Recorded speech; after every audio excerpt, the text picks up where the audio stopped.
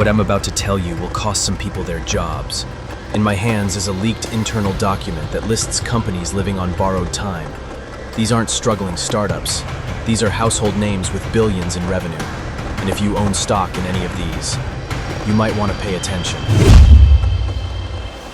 I'm about to pull back the curtain on corporate America's best-kept secret. Which giants are secretly bleeding to death? This isn't clickbait. This is pattern recognition. I've spent months analyzing the same death signals that appeared before Blockbuster, Toys R Us, and Sears collapsed. The clock is ticking.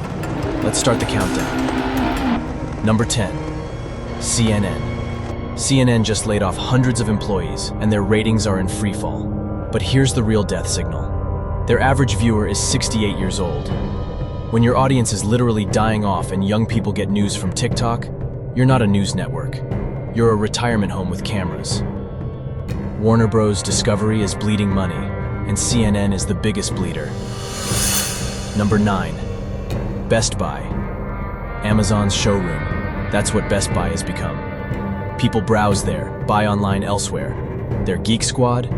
Overpriced compared to local repair shops. Their CEO just admitted they're struggling with showrooming. When your own CEO admits your business model is broken, start counting the days. Number 8, Barnes & Noble. The last bookstore chain standing. But for how long? Kindle killed physical books. Amazon killed bookstores. And audiobooks are killing reading itself. They're trying to survive by selling board games and coffee.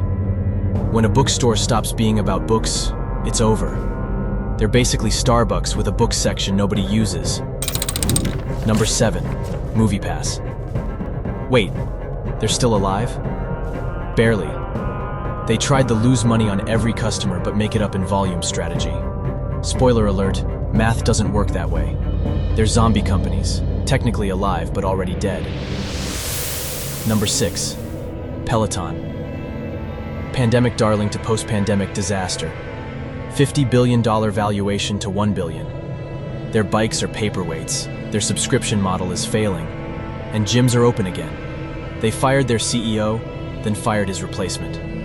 When companies go through CEOs like tissues, they're not fixing problems, they're delaying bankruptcy. Number 5, Robinhood. Remember when they were the cool trading app? Then they stopped people from buying GameStop and became the villain overnight.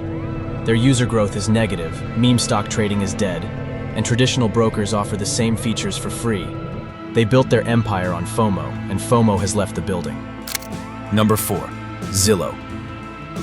They tried to flip houses using algorithms and lost $500 million in 1 quarter. Think about that. A tech company that couldn't beat random house flippers. Now they're just a glorified real estate listing site that Realtor.com does better. When your AI loses to human intuition, your future is algorithmic bankruptcy. Number 3, Spotify. Controversial pick, but hear me out. They've never been profitable, ever. They pay 70% of revenue to record labels. Their podcasting bet is failing, and Apple Music is gaining ground fast. Joe Rogan cost them $200 million, and half their subscribers hate him. They're trapped. Raise prices and lose customers, or keep bleeding money forever. Number 2, Netflix. The streaming wars are over, and Netflix lost. Disney has better content, Apple has deeper pockets, Amazon bundles streaming with everything else. Netflix is raising prices while losing subscribers, the classic death spiral. They created the market, dominated it, then got eaten alive by better-funded competitors. The king is dead. Number 1, Meta/Facebook.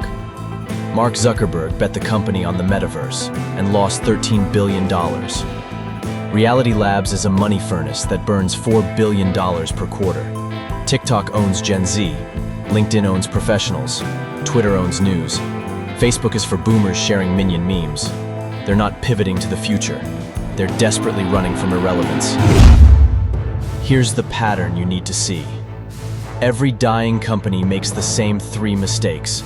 First, they ignore their core customers while chasing trends. Second, they solve problems that don't exist while real problems destroy them. Third, they believe their own hype until reality hits.